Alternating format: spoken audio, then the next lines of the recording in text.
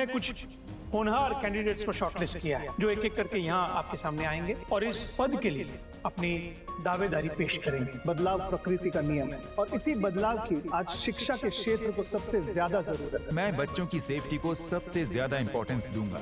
Modernisation is the key to success. इतनी बेहतरीन speeches सुनने के बाद आई एम श्योर आप सबको एक छोटा सा ब्रेक लेना है।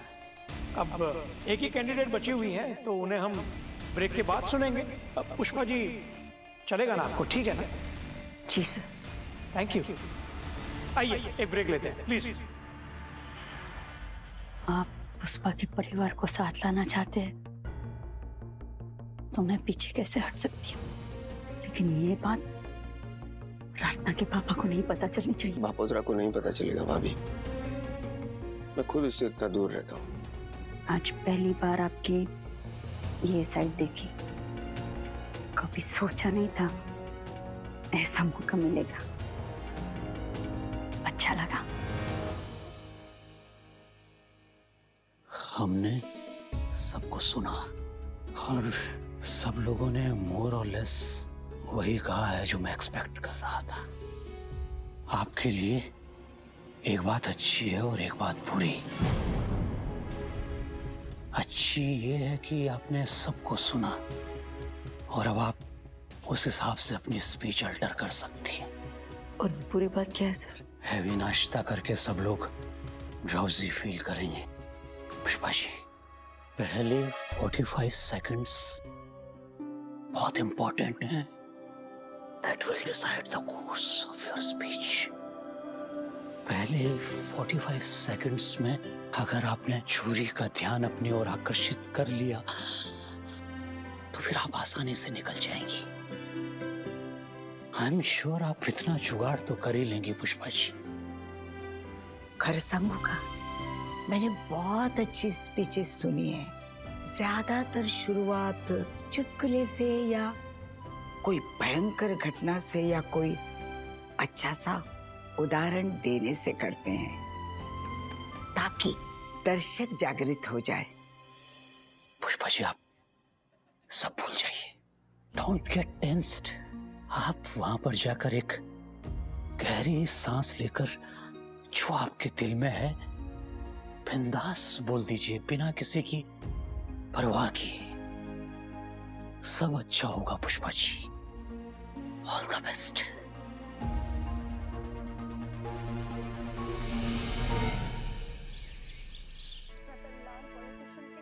हाय स्वरा,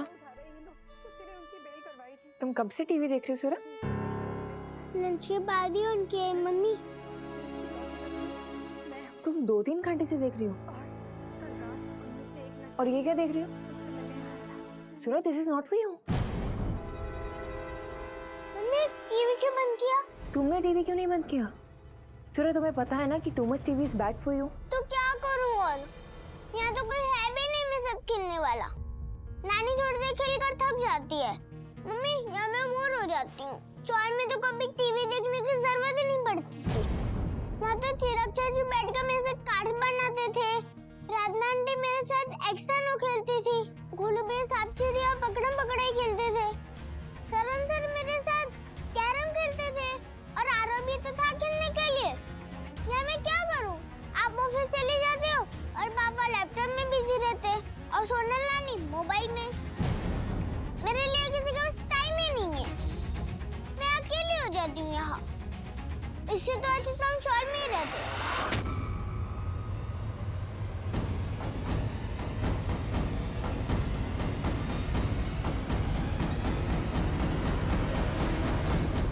अभी जिन होनहार कैंडिडेट्स की स्पीच आपने सुनी, इन कैंडिडेट्स को हम सबने मिलकर शॉर्टलिस्ट किया है और अब जो कैंडिडेट आपके सामने आने वाली है उनका नाम खास तौर पे नानावटी सर ने सजेस्ट किया है।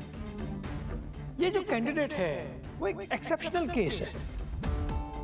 एक्सेप्शनल इसलिए है क्योंकि उन्होंने 42 साल की उम्र में इसी स्कूल से 10th पास किया, फिर 11th पास किया और अब वो 12th में अपीयर करने वाली है। वैसे तो वो एक हाउसवाइफ है, लेकिन नानावटी सर सोच रहे हैं कि इस स्कूल की जिम्मेदारी उन्हें सौंपी जाए। और उनका नाम है पुष्पा रांदेरिया। मैं पुष्पा रांदेरिया जी से निवेदन करता हूं कि यहां आए और माइक संभालें। पुष्पा रांदेरिया।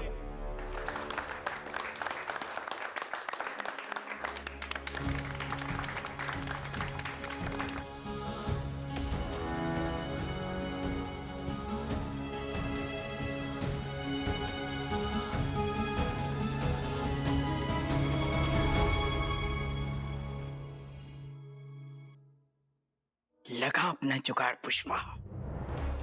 पहले 45 सेकंड्स में अगर आपने जूरी का ध्यान अपनी ओर आकर्षित कर लिया तो फिर आप आसानी से निकल जाएंगी।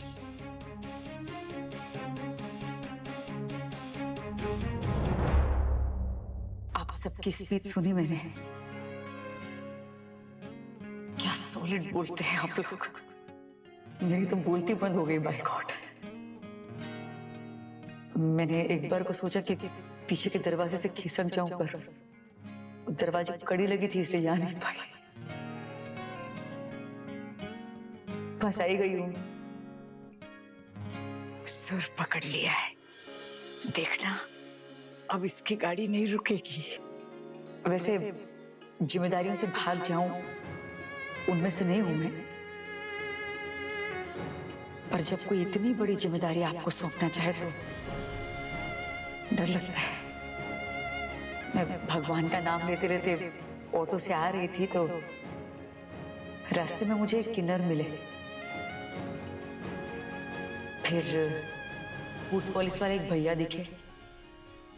थोड़ा आगे गई तो हाथ गाड़ी वाले मजदूर भाई दिखे। फिर अखबार बांटने वाले भैया वो भी दिखे। और ऐसे कई कितने जिनका चेहरा देखते ही समझ में आता था कि उन्हें अक्सर ज्ञान नहीं मिला। विद्या एक अलग तेज देती है ना पर्सनालिटी को। अभी इंटरेस्टीज के चेहरे देखिए आप लोग, जगमगा एकदम। वैसे तेजस्वी मेरा चेहरा भी है पर उतना नहीं, क्योंकि किस्तों में मिली है ना मुझे शिक्षा। वंचित रही हूं विद्या से सालों साल।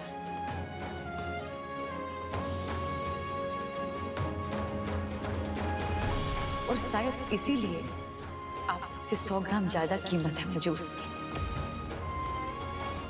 आप सभी ने बात की बदलाव की, इंफ्रास्ट्रक्चर की, एक्सपेंशन की, ग्लोबल जाने की, हमारे स्कूल को फॉरेन के स्कूल के टक्कर का बनाने की। वो सब जरूरी है और वो सब होना ही चाहिए और वो सब होगा ही, क्योंकि बोर्ड उसी के लिए तो बैठा है। सर सॉरी, ये जो हमारे नानावटी सर है ना, वो बिल्कुल भी डायनामिक आदमी नहीं है। मींस के ऐसा आगे की ऊंची सोच नहीं है उनकी, ऊपर की देसी आदमी, जुड़वानी टाइप। वो भीतर देखिए, उड़ने से पहले जड़ें मजबूत होनी चाहिए, वो मानने वाला इसमें। क्या बात है पुष्पा, शाबाश। मुझे लगता है कि अगर नानावटी सर की जगह लेनी है स्कूल में तो स्कूल से पहले विद्यार्थियों के बारे में सोचना होगा, उन्हें सम्मान देना होगा, जैसा कि आज नानावटी सर ने दिया विद्यार्थियों को जज बनाकर। आजकल स्कूलों का स्तर कितना बढ़ गया है बाबा। विद्या भी उच्च कोटि की देने लगे हैं। एसी क्लासरूम, फैसिलिटीज, फौरन तालीम, 5 स्टार बन गया शिक्षण एकदम। लेकिन फिर भी मैं बोलती हूँ, आप जरा गौर कीजिएगा कि बच्चे ना खुश नहीं हैं हमारे, ऐसे मुरझाए हुए से रहते हैं। माँ बाप भी इसी चिंता में लगे रहते हैं कि क्या करेंगे, आगे कैसे बढ़ेंगे, आगे जाकर जिंदगी का सामना कैसे करेंगे। हर समय तो माथा घुसाकर यूं फोन पे घुसे रहते हैं। न बात करने की समझ, न रिश्तों को संभालने का भान है, नहीं विस्मय है कोई नई चीज सीखने का, और नहीं कोई अहोभाव बचा है। और कोविड की 3 सालों ने तो वाट लगा डाली माय गॉड।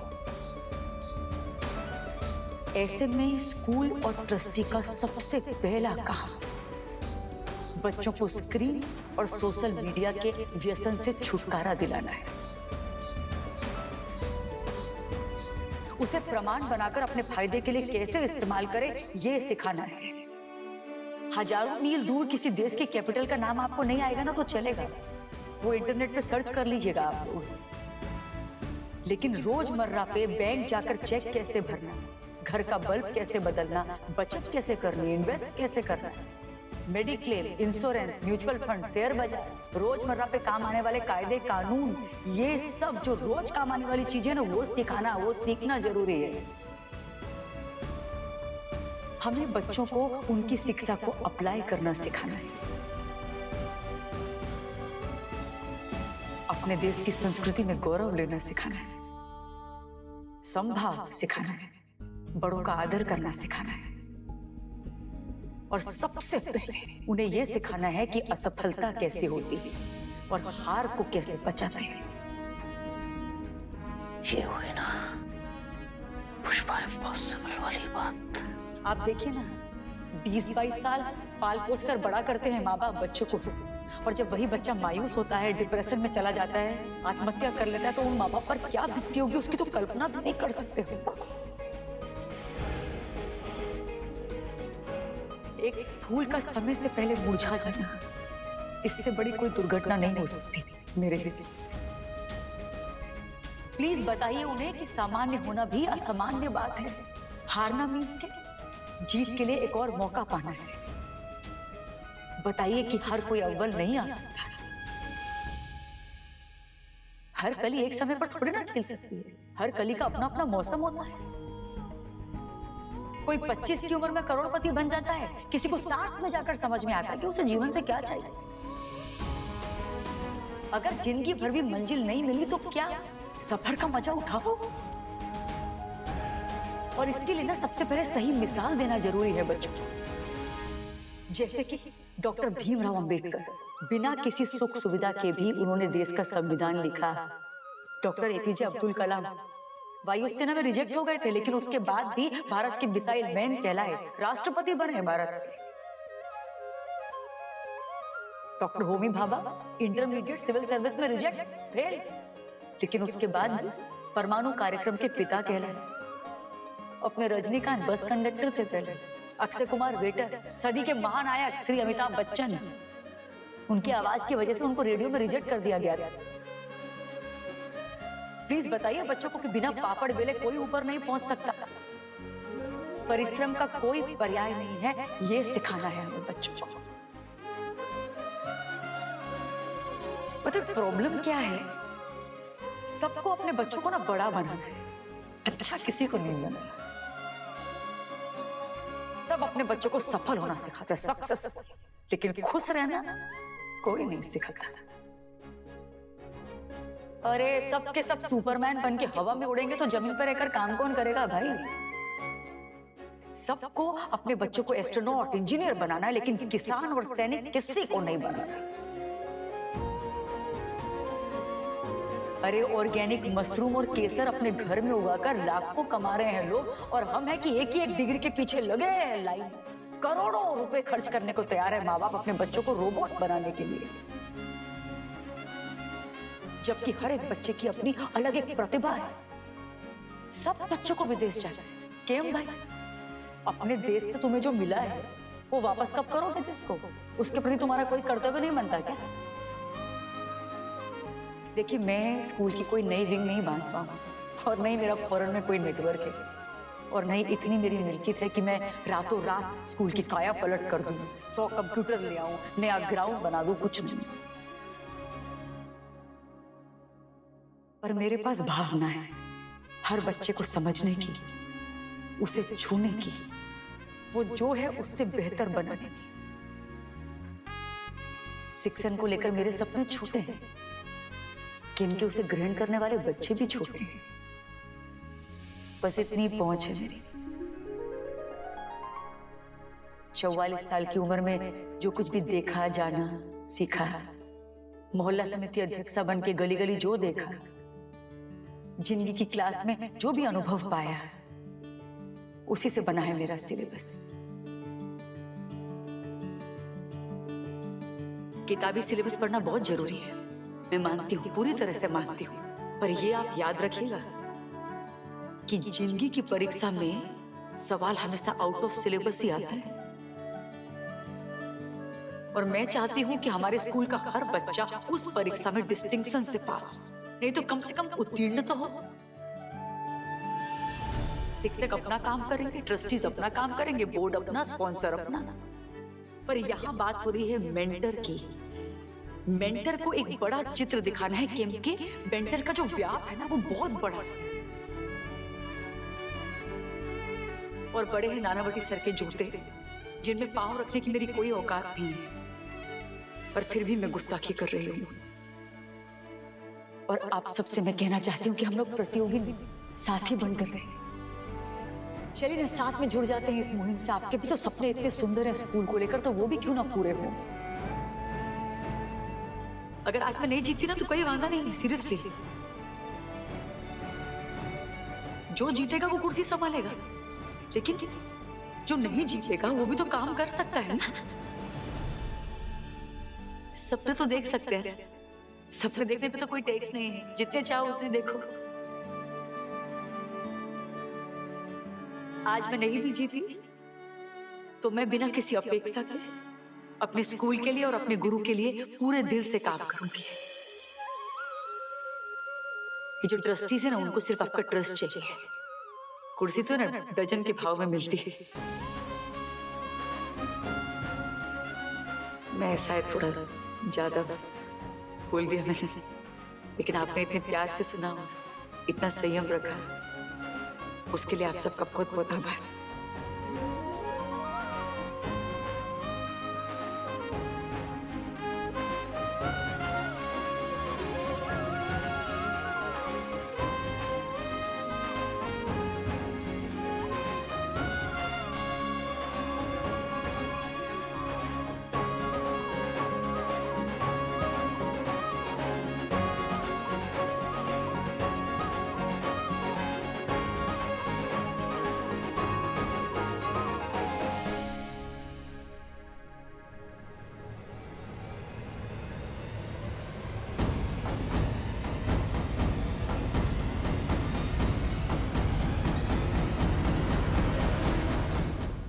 नमस्ते नमस्ते।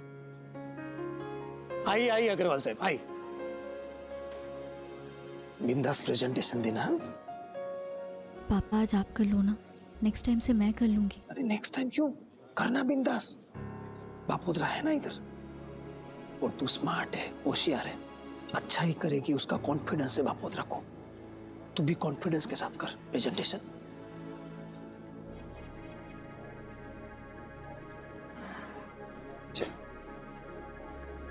Hello ladies and gentlemen. So today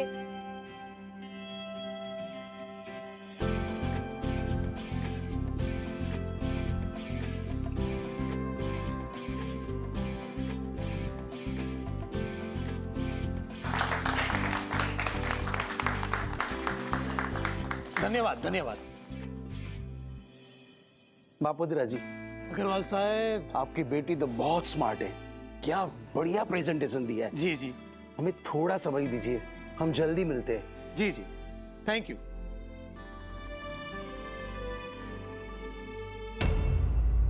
शाबाश, क्या प्रेजेंटेशन दिया तूने, है? सब लोग इंप्रेस हो गए। ऐसे पटर पटर पटर बोल रही थी, मजा आ गया। सब आप ही से सीखा है पापा। हाँ वो तो है, वैसे बहुत कुछ सीखने को है बापूद्रा से। एक बार जुड़ जाएगी ना साथ में तो सीखते रहना। और तेरे आने से बापूद्रा में भी नया जोम आ गया है। पहली बार में बापूद्रा की उम्मीदवारी के लिए तूने जो पक्ष रखा, सॉलिड सॉलिड बेटा, सॉलिड। अच्छा हुआ वो चिराग निकल गया, उसमें मजा नहीं था। एकदम एग्रेसिव किस्म का है वो। राजनीति में जोश से नहीं, होश से काम करना पड़ता है। हर जगह तलवार लेके कूद नहीं सकते, दिमाग का इस्तेमाल करना पड़ता है, जो उसके पास है ही नहीं। उसका काम नहीं। अच्छा हुआ तू आ गई, अब देखना तेरे आने से बापूद्रा ये चुनाव जीत जाएगा। पापा मैं मानती हूँ कि चिराग थोड़ा इम्पल्सिव है, लेकिन वो जो भी करता है दिल से करता है। और स्मार्ट तो वो भी है पापा, अरे लेकिन जहाँ दिमाग इस्तेमाल करना है वहां दिल इस्तेमाल करेगा तो कैसे चलेगा? उसके दिल का क्या दही जमाएगा बापोद्रा? पापा आप घर जाइए, मैं नानावटी स्कूल जा रही हूँ, मम्मी का प्रेजेंटेशन चल रहा होगा। अरे हाँ ठीक है, चल बापोद्रा भी चलता है। अरे रिजल्ट आने का टाइम हो गया। चल चल चल। पहला राउंड यहाँ समाप्त होता है। इस राउंड के टॉप 3 कैंडिडेट्स अगले राउंड में जाएंगे, जिसमें उन्हें पूरा एक दिन दिया जाएगा स्कूल संभालने के लिए। उन्हें वास्तविक चुनौतियों का सामना करना होगा, कठिन से कठिन निर्णय लेने होंगे। उन्होंने जो कुछ भी कहा है यहाँ पे वो सबको इंप्लीमेंट करना होगा। हर उम्मीदवार को 3 सिचुएशंस दी जाएंगी, जिसमें उन्हें अपने तरीके से काम करना होगा और सॉल्यूशन देना होगा। और उसके बाद आखिरी मतदान होगा और फिर घोषित किया जाएगा कोई एक विजेता। तो जब तक जजेस मार्क्स देते हैं हमारे कैंडिडेट्स को, तब तक एक छोटा सा ब्रेक ले ले। आइए।